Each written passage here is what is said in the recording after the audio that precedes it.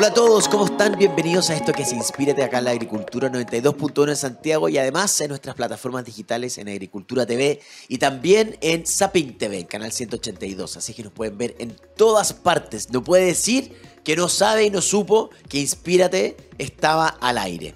Yo soy Cristian Pris y ya llevamos muchos capítulos en donde hemos ido inspirándonos de personas, hemos ido aprendiendo de diseño, hemos ido aprendiendo de decoración, hemos tenido a psicólogos y también hemos ido aprendiendo de historia.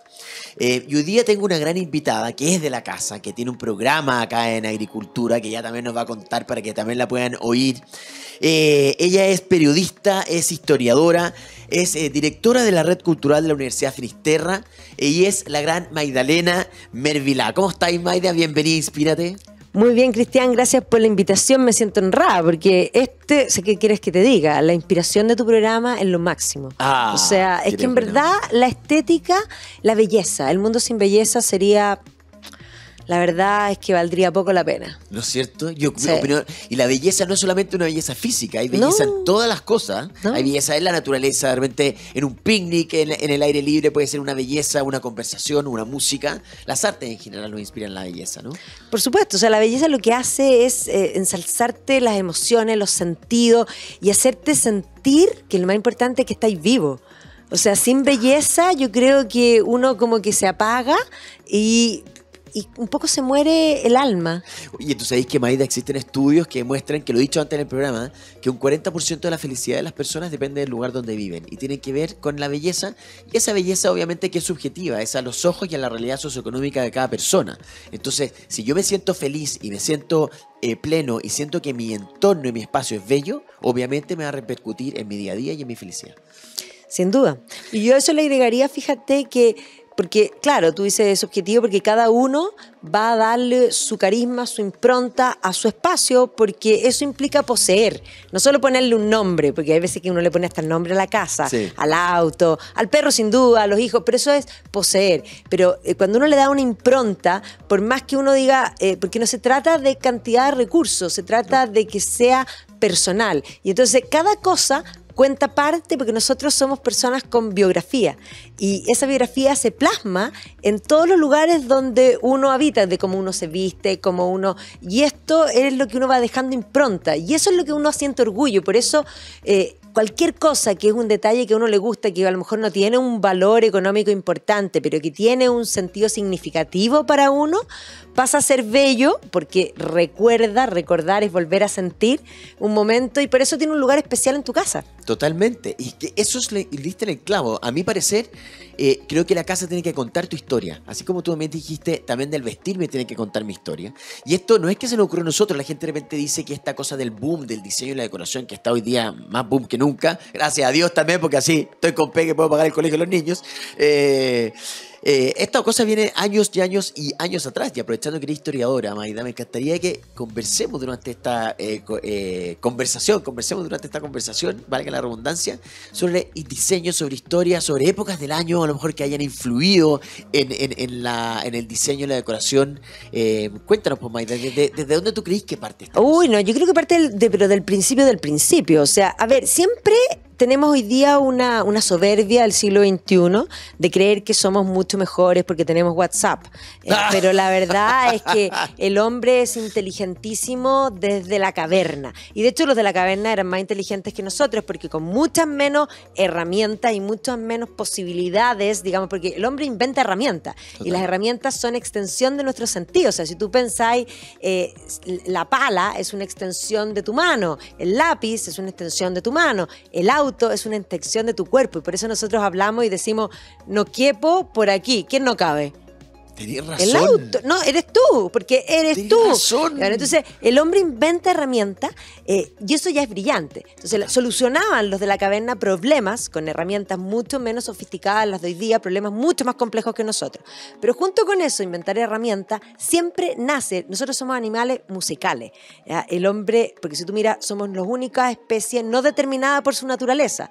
Los perros no hacen música. aunque hoy día la gente perrea, no tiene nada que ver con eso, pero efectivamente no, ni los perros, ni los gatos, ni las lechugas no hacen música, pero no solo música, o sea, somos animales musicales, que es algo ya curioso, que además bailamos, que también es curioso, pero que además hacemos arte, y le damos, y como somos seres no determinados por nuestra naturaleza, le damos una impronta personal, porque somos personas, no solo a nuestras vidas, a nuestro modo de ser, sino al lugar que habitamos.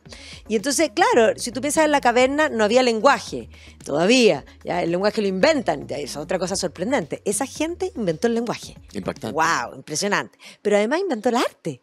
Entonces, cuando tú entras, dices cazadores, recolectores, los hombres cazaban porque tenían más fuerza física, es un tema biológico, las mujeres recolectaban, pero además eran las jefas de la cueva, y yo siempre digo que las cavernas, Altamira, que es una maravilla, ¿quién la pintó? Probablemente mujeres, pero eso es decoración, y es decoración que además le pone una impronta personal, y además una historia.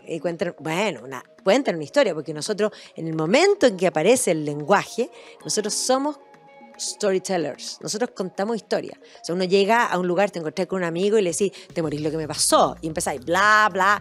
La vida entera es así, sí. Así como se transmite, y ahí es donde en la historia están las emociones.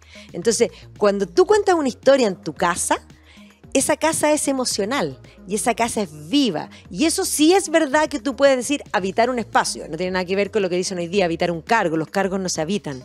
Los espacios se habitan. Tú puedes habitar el jardín y hacer un jardín para ti y que es tuyo, hacerlo tuyo. Y obviamente los espacios interiores también, te apropias, obvio. Y por eso la decoración es inmensamente importante. No es solo estético, es también, y aquí ya que tanto usan, tiene que ver con explicitar tu mismidad, y es lo que manifiesta tu propia dignidad. La gente habla de dignidad en el sentido como material, y la dignidad es intrínseca. Solo tú te la puedes dar, solo tú te la puedes quitar, y por eso no tiene que ver con lo que tengas, sino que cómo tú le das una impronta de tu persona a ese espacio. Qué interesante, May, de lo que le decís. Y además, muchas de las cosas que tú nombraste en este como caminar, digamos, que de la historia, que en el fondo todas estas personas que nosotros decíamos hacia atrás, que claro, hoy día nosotros nos juramos inteligentes, porque tú mismo me encantó, que tenemos WhatsApp, pero finalmente ellos empezaron a objetar la naturaleza, a objetar lo que el entorno. Y por eso la palabra objeto, porque en el fondo le dieron solución a todas esas problemáticas. Oye, el paraguas objeta la lluvia. Por supuesto. Entonces, al final, cada uno en esta historia, que en la vida, digamos, nuestros antepasados, etcétera, tuvieron que ir haciéndoselas en el camino, y de ahí empezó a aparecer la rueda, el fuego, la escritura, el lenguaje, etcétera, y gracias a ellos, como tú decís, hoy día estamos donde estamos, si no estaríamos todavía ahí en la época de las cavernas recolectando. Sin duda, y ahí hay un tema que también es importante, la belleza. Yo sé que hoy día nosotros, con las distintas personas, y hay una subjetividad en considerar que es bello, pero sí hay algo objetivo en que hay una belleza estética que produce, que cuando se une como a la verdad, al bien, si tú piensas, no sé, yo siempre doy el ejemplo de, a mí me impresionan, yo como que, yo me sorprendo con las cosas, tanto en el presente como en el pasado, y sobre todo en el pasado me impresionan por las carencias y cómo lograron ciertas cosas. Entonces, cuando yo pienso en los monjes medievales, ponte tú, piénsate un monasterio, siglo XII, sin ventana, de piedra, invierno, frío, las manos, a mí se me congelan los dedos congelados, haciendo un manuscrito a mano, que además, porque está bien, tenían que copiar los libros para que no se perdiera la información, pero esos monjes lo hicieron lindo. Podrían haberlo hecho feo. No, hay una dedicación, y cuando tú miras los manuscritos iluminados y la gente de por ahí te dicen, no, es que la Edad Media era oscura, no, eran ignorantes, y tú miras los manuscritos y dices, no, era fantástica, y entras a una catedral gótica y dices, wow, esto es increíble, me mintieron, esta gente era más que inteligente, ingenieros, diseñadores, decoradores, porque ahí en el fondo podríamos decir todos los gremios trabajaron juntos, y entonces los escultores hicieron los sobrerelieves, otros, y es genial porque en cada uno de los gremios, tú por ejemplo en algunas catedrales, cuando uno ya sabe, tú miras para arriba y hay unos numeritos y unas letras, porque dejaban la marca. No te puedo creer. Claro, no tienen firma, pero sí tú puedes saber más o menos qué cofradías hicieron tal cosa, y había competencia. Wow. Entonces, pero es increíble, ahí hay tanto arte, tanta ciencia, tanto bien, es magnífico. Entonces, siempre el hombre como que se ha sentido orgulloso del trabajo bien hecho. Total. Ayer y hoy día. Total, y aparte me encanta esa cosa como colaborativa, además de haberse puesto, en el fondo, de acuerdo muchas artes distintas Sí. para poder lograr un objetivo común. Y Bueno, eso es precioso. Y eso no se vuelve a lograr, sino yo te diría, sobre todo, digamos, los grupos de vanguardia. A ver, una de las cosas que es bien importante es decir que el arte siempre existe, pero el arte florece socialmente en la historia cuando hay auge económico. Entonces, Ya. si tú piensas, después de la peste negra hay un boom económico que explica el Renacimiento. ¿Ya? Y por eso hay competencia en las artes, porque había lucas. Claro. ¿Por qué es importante que haya plata? Y ahí empieza algo más individualista, dices tú. Es más bien, hay capacidad económica para que distintos individuos se puedan financiar para crear arte. Perfecto, ¿Ya? Entonces, perfecto. cuando no hay plata, claro, algunos abren el camino, pero no tienes tantos. Claro, ¿Ya? claro. Entonces, eso virtuosamente se da en el llamado Renacimiento, siglo XV, XVI, y se vuelve a dar en el siglo XIX por la Revolución Industrial. ¿Ya? Es que ahí eso ya dejó Y la ahí, patada, ¿no? claro, y ahí aparecen las cofradías de nuevo, pues aparecen los grupos. Si tú piensas, y eso se extrapola hasta el siglo XX, o sea, si tú piensas en escuela, ya hablando de diseño, no sé, la Bauhaus, es esta idea colaborativa. Ahora, esa idea parte de la segunda mitad del siglo XIX con vanguardistas que la verdad es que mucha gente no los tiene en la retina. ¿Por qué la revolución industrial? Porque la revolución industrial transforma la realidad. O sea, hay que entender que previo a la revolución industrial, es verdad, el mundo era muy igual, pero eran todos endémicamente pobres. O sea, hay una tesis que la gente hoy día sostiene de que la riqueza está y que solo hay que repartirla, lo que no es real.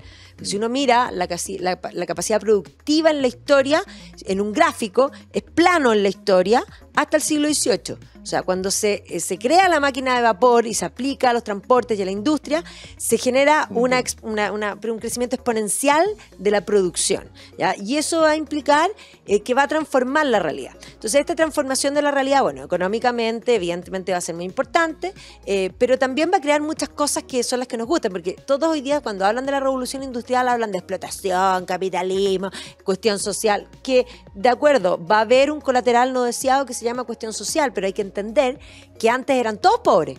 Lo que pasa es que ahora muchos van a subir y va a surgir una clase media que nunca existió y otros van a quedar atrás y el contraste se va a notar. Ya, eso es cierto, pero también se va a inventar los pasatiempos, el tiempo libre. O sea, nunca nadie en la historia tuvo vacaciones pagadas por nadie. Nunca nadie en la historia tuvo pensiones, nunca nadie en la historia, sino hasta, o sea, el mundo moderno se inventa con la revolución industrial. Ahora, este cambio va a hacer que desde las artes se reaccione un poco contra esto, negativamente, y por eso generalmente va a haber una reacción estética. Cuando uno piensa en el neogótico, por ejemplo, el neogótico es una reacción a la revolución industrial, tratando de volver a un estilo donde era todavía a escala humana, que además buscaba un poco plantear desde lo estético un algo revolucionario, pero eso era. Entonces era combinación, y se va a terminar combinando el fierro con lo gótico. Y ahí van a surgir vanguardias increíbles, pero básicamente es un grito a perder la humanidad por la revolución industrial. Evidentemente el proceso daba susto. O sea, cuando empezaron a llegar los ferrocarriles, hay pueblos que decían no queremos que llegue. La gente se preguntaba si viajar a 40 kilómetros por hora te hacía mal al cerebro. Y yo creo que sí, porque imagínate lo lento. Obvio. Pero es que tenéis que entender que antes la distancia humana, desde, no sé, vámonos al Imperio Romano y hasta 1800, y pensemos en Napoleón, y el Imperio Romano eran las mismas. Eran a pie o a caballo. Es que el cambio, Mayra, es brutal. Es O sea, brutal. el cambio de la revolución, o sea, de la revolución industrial es brutal. Es una cosa impactante. Es como ir de 0 a 100 en un segundo. Así, una cosa impresionante. Yo creo que es más que de 0 a 100. Debe Sí. ser como manejar un Fórmula 1. Una cosa impactante. Sí, así que ponía así, se va. No, impactante. Y obviamente que generó efectos colaterales y todo el cuento. Pero tú hablas todo el rato del neogótico. ¿Por qué el neogótico es tan importante? Porque efectivamente la revolución industrial, por una parte, el neogótico manifiesta esta actitud antiindustrial, volver a la escala humana. O sea, el hombre se está Volver deshumanizando. de nuevo como a esa cosa como del hacer con las manos. Con las ¿dices manos, tú? exactamente. Que es un poco también lo que pasa ahora. Bueno, exactamente, es heavy. lo que pasa ahora, revaloras. De hecho, en el periodo, por ejemplo, británico, pero van a surgir estas vanguardias, y dentro de estas vanguardias hay un grupo que se llaman los pre-rafaelitas, que partieron en el arte primero. Y se llaman así porque miran en la Edad Media arte anterior a Rafael Sanzio. Entonces, pre-rafaelitas.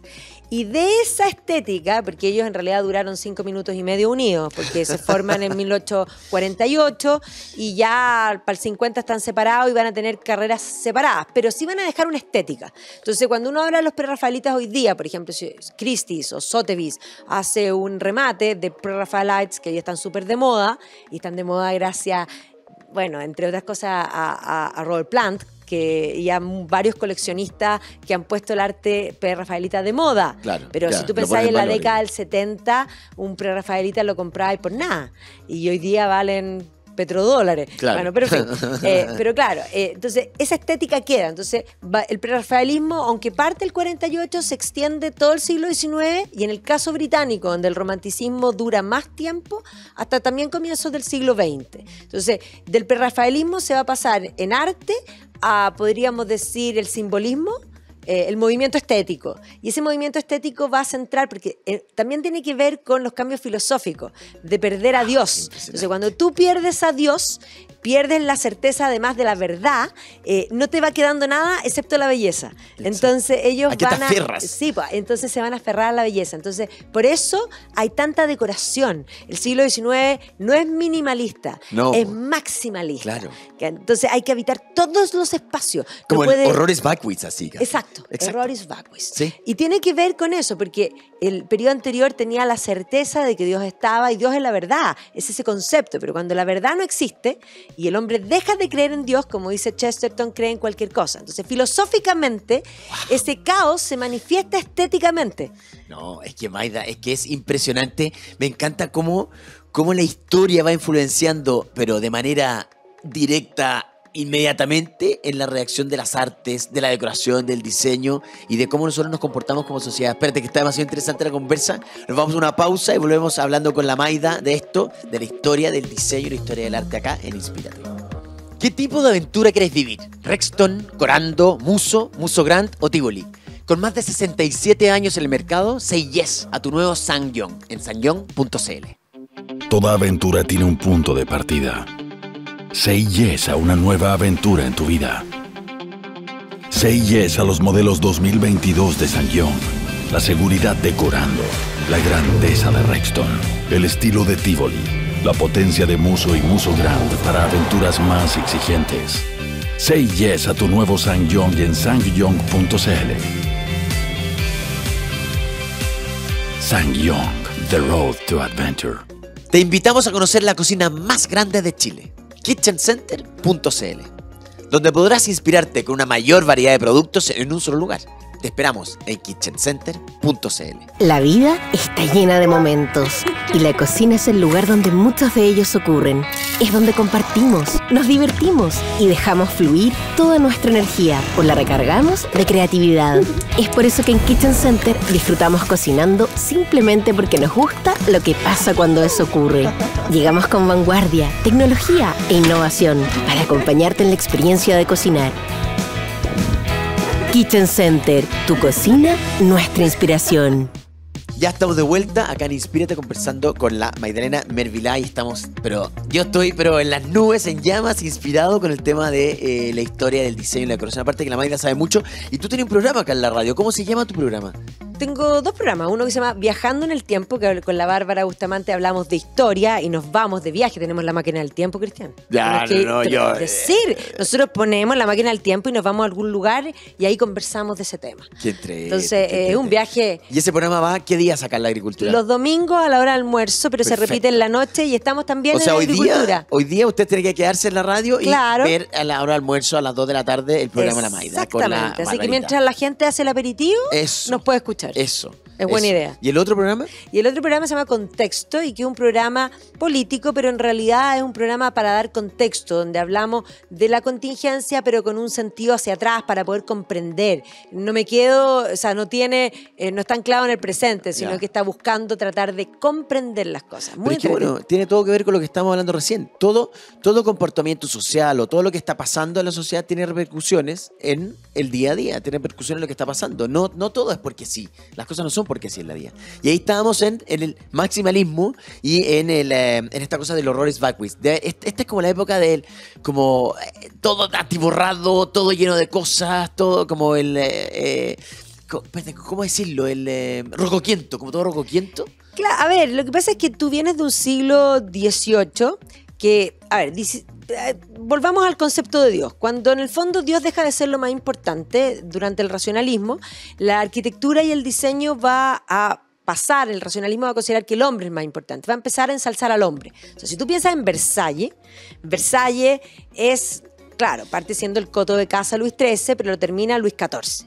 Entonces Luis XIV hace toda la arquitectura para ensalzar a su persona. Entonces, a él mismo. En el centro está la estatua de él.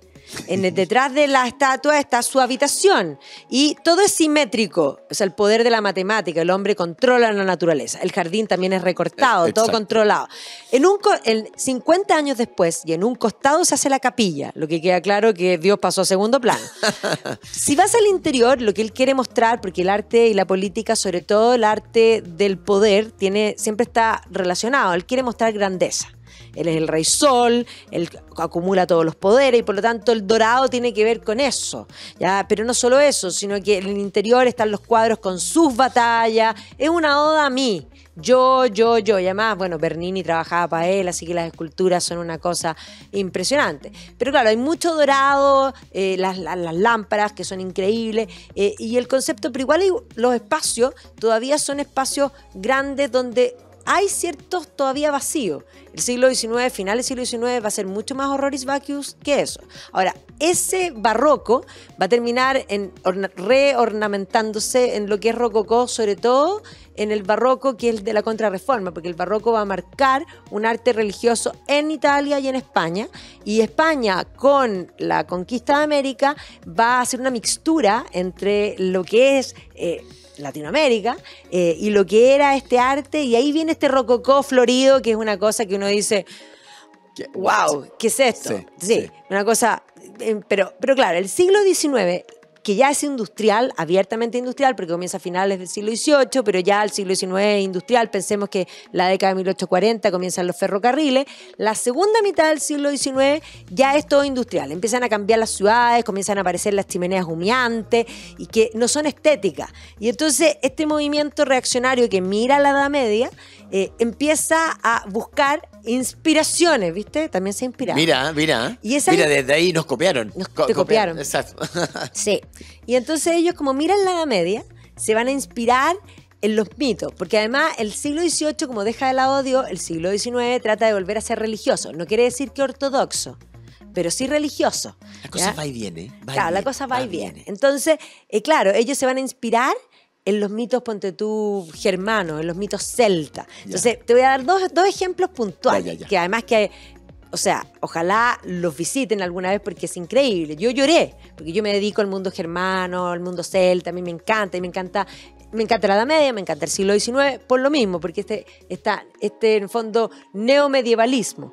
Bueno, en Baviera, ya Ludwig II, que es considerado el príncipe loco, se quiere construir un castillo de sueños medieval, que no es medieval, pues del siglo XIX. Y se construye, su papá en Baviera, en la Selva Negra, tenía un castillo, porque el símbolo de la casa de Baviera es un cisne, que en alemán se dice Schwan. Bueno, entonces él creció en un castillo que se llama Hohen-Schwangau. Es decir, el nido alto del cisne. Y él miraba al frente, que había otra colina, ya, porque esto es, imagínate, bosque, la Selva Negra, puros bosques bien tupidos, y en el fondo hay un río bello. Y él miraba al frente y dijo, alguna vez, al otro lado, voy a hacer un castillo mejor que el de mi papá. O sea, impronta, mía, yo, ok. Y se va a construir un castillo que se conoce como, en el fondo, Neuschwanstein. Neu es nueva, la nueva piedra del cisne. O sea, el otro era no la del papito. No la del papito, esta es mía. Sí. Iba a ser un castillo que es la inspiración de Disney, ya que es una maravilla. Pero en el interior, el diseño, súper importante. Porque aquí tú entras, primero, yo cuando fui, quise llorar porque la emoción total. Pero claro, yo pienso siempre en cosas prácticas, es maravilloso, pero ¿cómo ya en el supermercado? Una cosa costosa, o sea, ya realmente... El aseo, ¿cómo hace el aseo? No hay práctica. No, aseo, olvídalo. No, eso no existe. Pero tú entras al Salón Central y el Salón Central está dedicado a la leyenda del Santo Grial, reescrita por los alemanes por Wolfram von Eschenbach, el Parsifal. Y entonces tiene, en el fondo, en los pilares, las pinturas, que son una maravilla, que las va a encargar unos frescos, pero después todo está policromado, como si fuera la Sainte-Chapelle de París, con además los vitrales que tienen que ver con esto, con las lámparas. Todo combina, todo conjuga en un salón que tú decís, entráis y se te acaba la respiración. Entonces, él hizo todo su sueño. El salón principal, Parsifal. La pieza de él, la leyenda de Sigurd y Gudrun. En el fondo, en la otra, están todas las leyendas, todos los mitos y las leyendas medievales. Y es más, ojo, no solo las lámparas, los detalles, las manillas. O sea, esto es de la mano, si nosotros pensamos segunda mitad del siglo XIX, con todo lo que van a hacer estos movimientos que empiezan con los conceptos de la decoración. O sea, si tú piensas siglo XX, tienes el Art Nouveau rediseña todo, es moderno pero es clásico, un poco esta idea de que la decoración, el arte conversan, que que obviamente, no sé, el mosaico del suelo tiene que combinar con la subida de la escalera, con el fierro de la escalera, con la ventana, con la manilla y con el enchufe. Oye, ¿y todo esto se va conjugando diferente en distintos países de Europa? Totalmente. O sea, cada país de Europa va agarrando... O sea, a ver, en el caso del neomedievalismo, Neuschwanstein es un ícono, pero por ejemplo, el castillo de Cardiff, que está en Inglaterra, en Gales, el que lo construyó se quiso hacer un nuevo Camelot, es decir, el castillo del rey Arturo.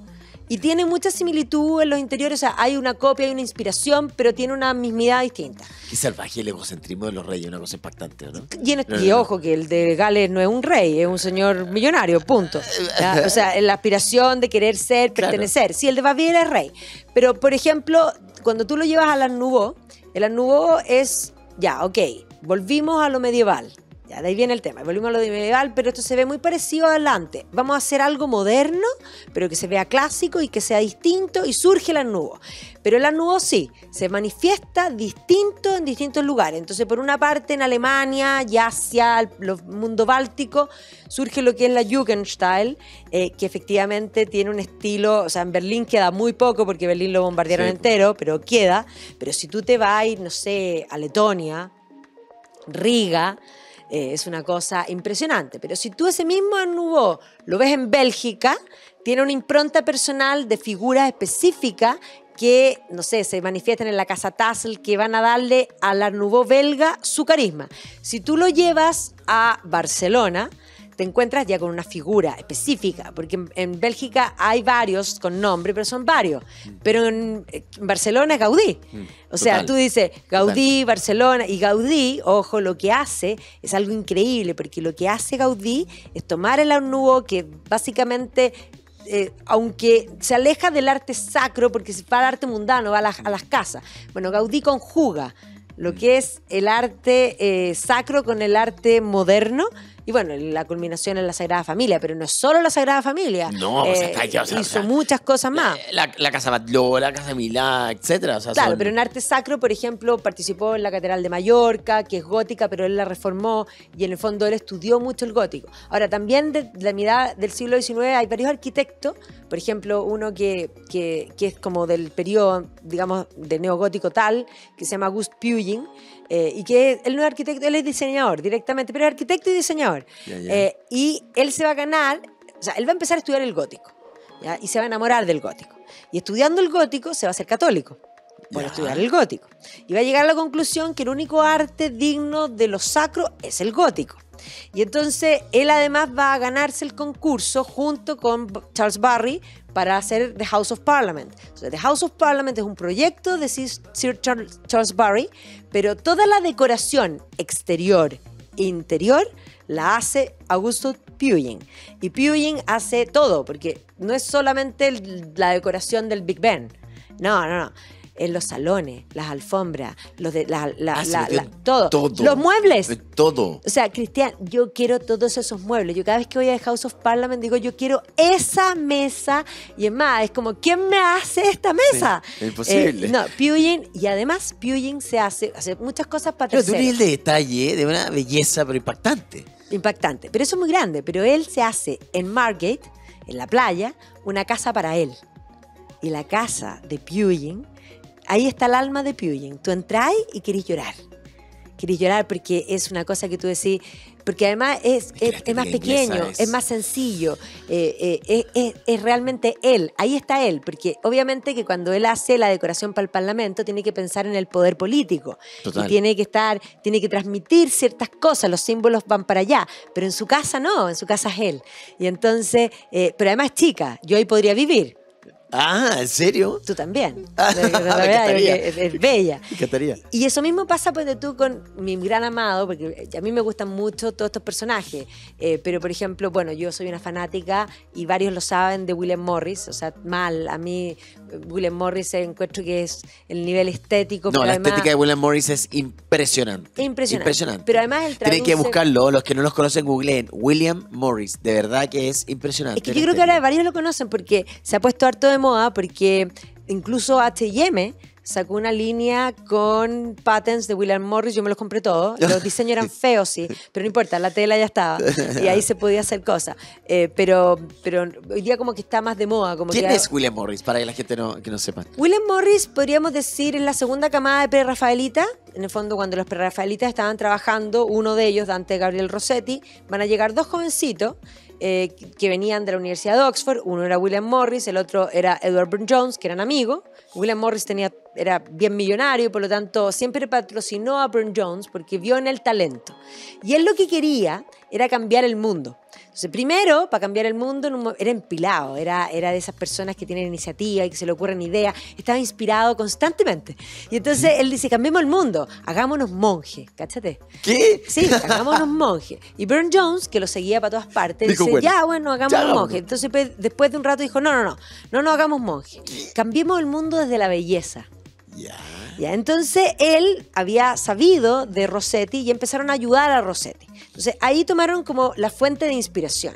Se inspiraron en la estética pre-rafaelita y entonces William Morris se obsesionó con la Edad Media, se puso a estudiar el mundo nórdico, se fue a Islandia, estudió la saga, volvió. ¿En qué año estamos? ¿En qué año Estamos estamos? hablando de la 1870, Perfecto. de hecho antes un poquito, porque ya el 60 y tanto ya tenemos patrones, pero desde 1850 para adelante, porque ahí todavía él está estudiando, está creciendo, y en un momento él ve, también como reacción a la revolución industrial, que hay que crear un movimiento. Y él va a crear un movimiento que lo va a llamar Art and Craft.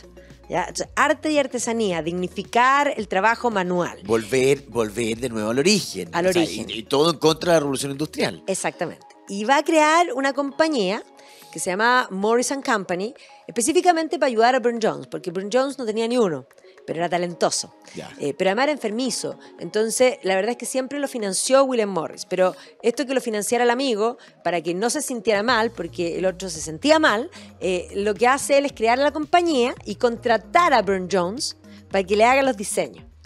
Entonces, Burne-Jones en el fondo puede tener una renta por el trabajo que realmente hace. Claro. ¿Ya? Entonces, él empieza a diseñar primero vitrales, porque hay que volver al arte y la artesanía. Entonces, por ejemplo, empiezan a incursionar en cómo llegar a los colores medievales. Entonces, el amarillo, ponte tú, lo logran con orina. ¡No! Sí, por supuesto. Ya, ahora, el azul es súper complicado porque les va a costar muchísimo el azul. Van a llegar azules, pero nadie sabe cómo los medievales lograban los azules. Por eso, que- pero siempre entendiendo que ellos trataban de usar las técnicas medievales Sí. para volver a traerlo a su Pero al hoy, incluso, digamos, al hoy por de supuesto, ellos. pero incluso las industriales tampoco podían llegar al azul. Ese es un misterio, que Así es. pero es una cosa impresionante. Ahora, van a lograr muy bien, entonces, Burne-Jones hace los diseños para los vitrales y ellos empiezan a hacer vitrales, primero. Entonces, esto... Van a construir iglesias, muchísimas. Hay en Sloane Square, en Londres, hay una iglesia pequeñita cuando uno se baja a la estación, que uno no entraría, pero se conoce como The Cathedral of the Art and Craft. No, Entonces, es que espérate, Mayra, que todos me los tenés inspiradísimo. vitrales son de Morris Company. Ahora, Morris Company va a generar escuela porque los van a copiar. Por ejemplo, Tiffany en Estados Unidos va a fundar Tiffany Company copiándole a William Morris. Entonces, William Morris van a hacer los vitrales de Oxford. Ellos eran Fellow of Oxford. Y Tiffany va a hacer los vitrales de Harvard. Un poco para que nos hagamos esa idea. Pero después de los vitrales van a seguir con telas y papeles murales. No, espérate. Es que te quiero interrumpir. Un poco tenemos que ir a una pausa, pero no se puede separar de nosotros en esta conversación increíble con la Maida. Estamos de vuelta acá en Inspírate en una pequeña pausa y volvemos. ¿Qué tipo de aventura quieres vivir? ¿Rexton, Corando, Muso Grant o Tivoli? Con más de 67 años en el mercado, say yes a tu nuevo SsangYong en sangyong.cl. Toda aventura tiene un punto de partida. Say yes a una nueva aventura en tu vida. Say yes a los modelos 2022 de SsangYong. La seguridad de Corando, la grandeza de Rexton, el estilo de Tivoli, la potencia de Muso y Muso Grant para aventuras más exigentes. Say yes a tu nuevo SsangYong en sangyong.cl.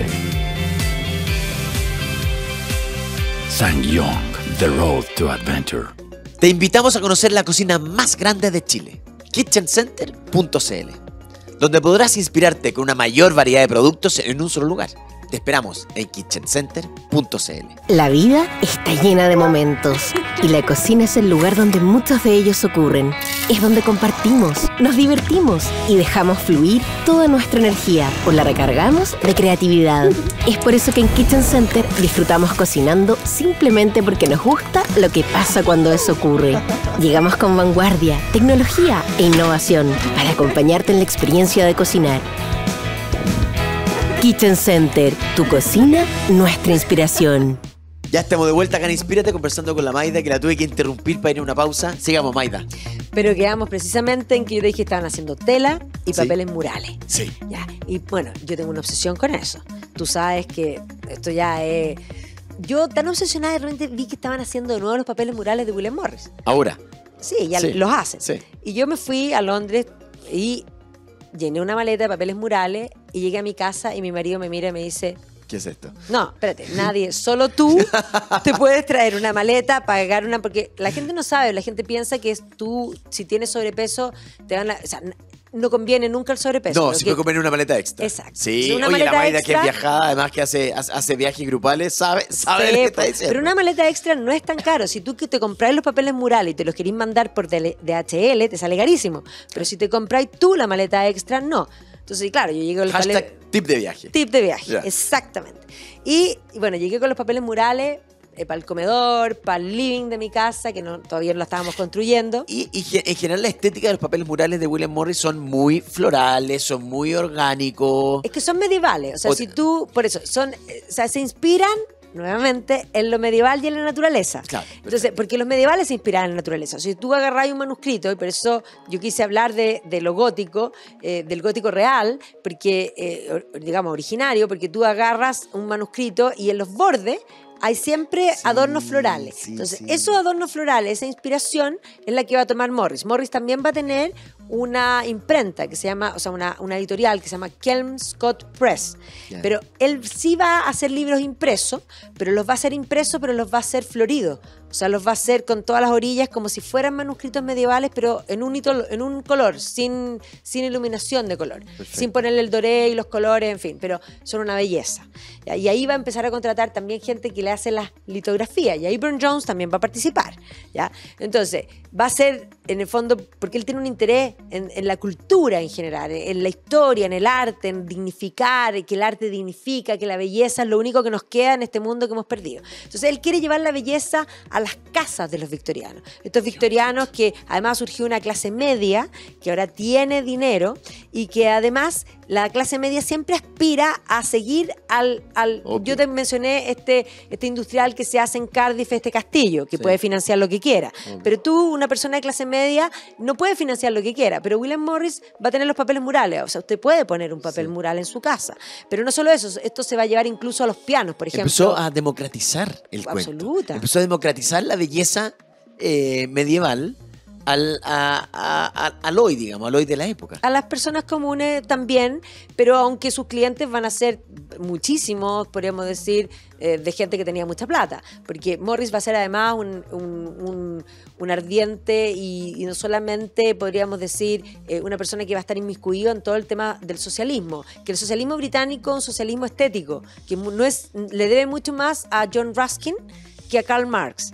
Entonces, por esa línea, él va a seguir estético. Esto mismo que estábamos hablando, volver al origen, a la escala humana, a la escala, quebrar esa escala industrial que despersonaliza, un poco va por ese concepto.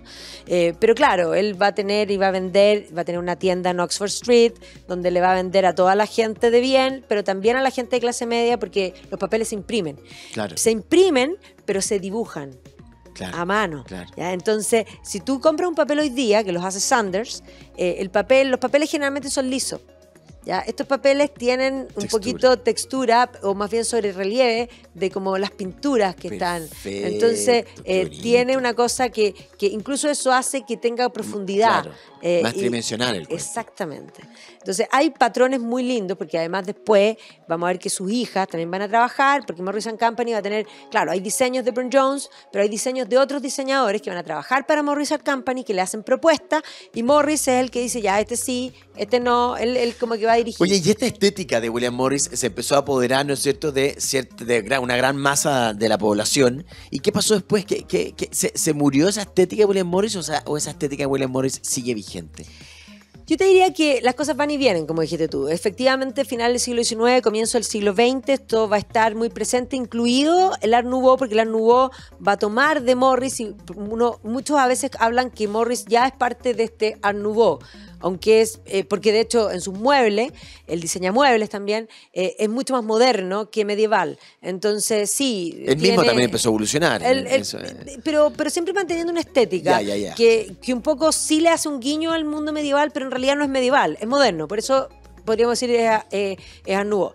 Pero el Art Nouveau va de la mano de la Belle Époque. Y la Belle Époque, auge económico, pero también estamos en la paz armada, la competencia industrial, que finalmente va a desembocar en la Primera Guerra Mundial. Entonces, la Primera Guerra Mundial es un quiebre en la estética y en la visión, porque el siglo XIX es muy optimista. Mañana va a ser mucho mejor que hoy día. Yo vivo mucho mejor que mis padres y mucho mejor que mis abuelos, y esa gente creía que el mundo iba caminando a ser feliz. ¿Ya? Wow, pero lo que estoy diciendo brigio. Pero la Primera Guerra Mundial fue caerse al pavimento sin manos y de cara. Y por lo tanto va a venir un pesimismo que va a penetrar todo. Entonces, por ejemplo, en la moda, las mujeres de la Belle Époque eduardiana usaban, claro, de acuerdo, van a sacarse las crinolinas, pero van a seguir vistiendo de largo. Y la estética y la belleza era inmensamente importante, los detalles, las cintas, los sombreros, en fin. Y cuando entramos a los años 20, las mujeres se van a no solo sacar los vestidos, sino que va a entrar, digamos, el corte, en el fondo, el talle largo, que básicamente desdibuja también la curva. Y que cambia la estética, cambia totalmente la estética. Exacto. No solo de la mujer y la moda, porque la moda va a cambiar, sino que también de la estética digamos, del interior. O sea, el exterior y el interior va a cambiar. Y luego va a venir la Segunda Guerra Mundial. Y con eso, de alguna manera, va a venir un pesimismo integrado. O sea, tú ya lo ves. Ese pesimismo lo ves en todos los aspectos. No solo yo te lo diga en algo específico, pero si tú te vas a la poesía después de la guerra es una poesía que tiene un pesimismo inmenso. Si te vas a la literatura también hace lo mismo. ¿Para qué decir después de la Segunda Guerra Mundial que ya las distopías? Piensa en el futuro, no mejor, sino que mucho peor. O sea, si tú piensas, no sé, Orwell escribe 1984 en 1948. Y él mira el futuro y él teme al totalitarismo, y uno mira lo que Orwell plantea, y ciertamente desde hoy día tú dices, tenía razón.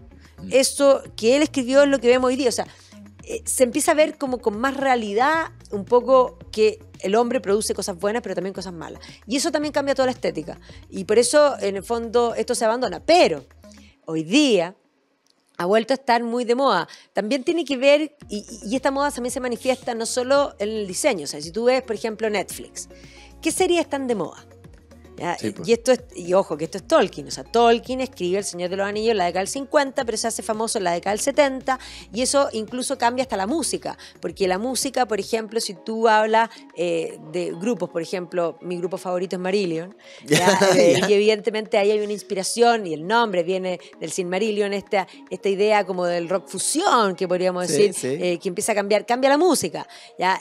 Cambia la estética, ¿ya? Y esto va a ir de a poco acercando. Si tú hoy día pones Netflix, ¿qué series están de moda? Vikingo, Game of Thrones. O sea, lo medieval está súper de moda, ¿ya? Y que tiene que ver, obvio, con Tolkien, con este neomedievalismo, que Tolkien es la culminación de todo esto que hemos estado hablando. O sea, sin William Morris no hay Tolkien. ¡Wow! Pero mira cómo se empieza a entrelazar la historia, es impactante. Claro. Y hoy día estamos nuevamente en el neomedievalismo, así que, no, mi casa Hoy día, es eso. ¿cómo consideráis tú la época actual que estamos viviendo? A ver, yo creo que hoy día tenemos un tema porque la gente no se atreve a tener mucha personalidad en sus casas. Como que el minimalismo ha hecho eso. O sea, tú vas, no sé, a IKEA, y claro, IKEA es eso. Es en el fondo algo simple donde tú puedes tener y tú puedes replicar, y es un poco... Desechable. Desechable también, pero sí, que es parte de la cultura. La cultura es desechable hoy día, pero además la cultura es masa. Entonces todos tienen lo mismo, todos esperan lo mismo, todos quieren parecerse. Entonces la gente se atreve poco a un poco desafiar esa y mostrar su individualidad en sus casas. Entonces, a mí me encanta lo que tú haces porque tú les das una base, pero yo me imagino qué pasa después. Yo me imagino que muchos le ponen la impronta. Total. Y eso es lo que tienen que hacer. O sea, es lo que tienen que hacer. Es lo que tienen que Obvio. hacer. Tienen que apropiarse del espacio. Por supuesto. Oye, pero entendiendo lo de la historia para atrás, revolución industrial, después hubo esta contrarrevolución, ¿no es cierto?, de volver a lo manual. A lo manual. Y ahora tú me estás diciendo que estamos todos en esta cosa más, todos iguales, todas las casas son iguales, todos nos estamos pareciendo. Lo más probable es que lo que venga ahora Debiera, ¿no es sí. cierto? Si uno Pero mira ya para atrás lo la historia. Ya lo vemos, fíjate, porque cuando tú vas a los bazares, en los bazares no tienes ya el mall. No son las grandes producciones, sino que son la gente que produce a escala humana, que de Exacto. pronto, por ejemplo, en Joya, yo encontraba unas cosas así, pero impresionantes. El otro día fui a un restaurante y llegó una niña que estaba viendo una exposición de arte y tenía un collar que yo no pude no decirle, o sea, perdón, pero tu collar, y lo había hecho ella. Y yo sí, pero... Y tenía un sitio en Instagram. Y obviamente la seguí y rápidamente puse un posteo, en el fondo ensalzándola, porque realmente es impresionante. Pero como ella hay miles. Entonces, de pronto hoy día tenemos una oportunidad que también tiene que ver con los flujos, lo que yo hablaba de los temas económicos, porque ciertamente hoy día, claro, uno dice estamos en un momento de baja económica, pero estamos en un momento de auge en general, que va a subir. Sí. Pero todas las redes sociales dan una oportunidad y una ventana que la gente no tenía antes. Es que sabéis que Maida me está haciendo entender muchas cosas que estoy como... Que a otro me va a poner una cosa súper autorreferente y muy personal, pero estoy ahora último entendiendo y valorando más la imperfección. Estoy entendiendo la perfección en lo imperfecto. Estoy entendiendo la belleza en lo natural. Estoy abrazando más esta cosa de la pieza que hizo la artesana uno a uno. Y puede tener que ver con esta cosa que a lo mejor que va a empezar a llegar, y que a lo mejor tú me dices cuál es la tendencia que viene, qué es lo que viene. Y yo creo que lo que viene es eso, sin haberte entendido antes todo esto que tú me estás contando.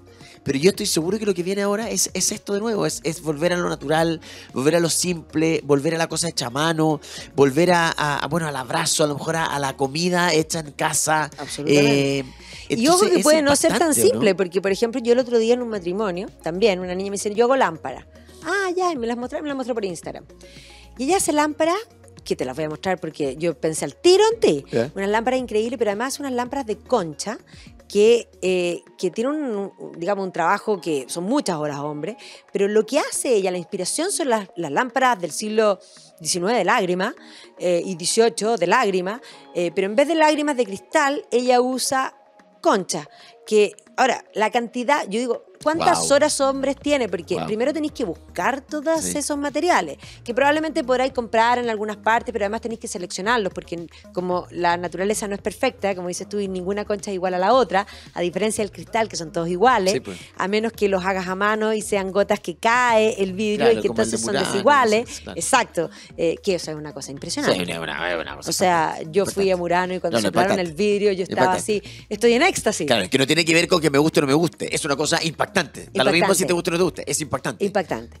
Bueno, pero esto, entonces tú llegas a algo súper sofisticado, que no es simple, sino Claro. que es altamente complejo, Exacto. que es inmensamente bello, pero que tú ves que tiene una estética en algo antiguo, o sea, tiene una raíz, tiene un conocimiento, pero sí le habla al hoy.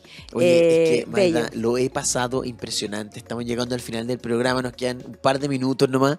De verdad que primero que nada quiero agradecerte tu generosidad, quiero agradecerte lo entretenida que eres para contar la historia, porque además uno se queda con esas cosas de cuando uno era chico en el colegio, que era una lata. Qué cosa más entretenida que aprender de ti en historia. Oye, la Maida también hace clases de historia, hace Sí. grupos, hace charlas. No sé, Maida, si querés contar a la gente que nos está oyendo hoy día. Nosotros tenemos un canal de YouTube que es la Red Cultural y hacemos charlas culturales. Tenemos un sitio web que se llama Red Cultural, pero es red-almediocultural.cl y ahí hay miles de cursos, de clases. Y sí, hacemos grupos y de hecho te voy a tomar la palabra, no tenemos que hacer Pero de todas maneras estamos hablando con la Maida tras bambalina y a lo mejor les vamos a tener sorpresa de hacer algo entretenido entre los dos. Imagínate que Una choro, experiencia. Una Es que experiencia. nosotros sí, pues nosotros hacemos experiencia. Es que eso es A al eso nos final. dedicamos, porque la vida está hecha no solo de relato, sino de experiencia. Y cuando la experiencia te marca, pasa a tu emocionalidad y por lo tanto la recuerdas. Totalmente. Tú tienes que vivir de buenos recuerdos. Es más, cuando uno está deprimido, uno tiene que acordarse de las cosas buenas. Entonces es Y no deprimido. poner la música más depre, sino que poner la música más Algo- cool para ponerse a bailar. Pero es más, yo las veces que más cool o también botar energía. Yo me Exacto. acuerdo una vez que estaba realmente así con estrés o algo así y yo le dije al doctor no tengo tiempo para tener estrés. Me puse a correr y me puse un playlist de AC/DC. Ah, oye, qué buen consejo. Maida, agradecerte una vez más. Muchas gracias por haber estado en Inspírate. Éxito en tu día. Y de todas maneras te voy a convidar de nuevo porque lo pasé genial. Y espero que todos Feliz, ustedes Cristian. hayan quedado inspiradísimos en esta conversa. Y nosotros nos encontramos la próxima semana acá en Inspírate con Cristian Pris.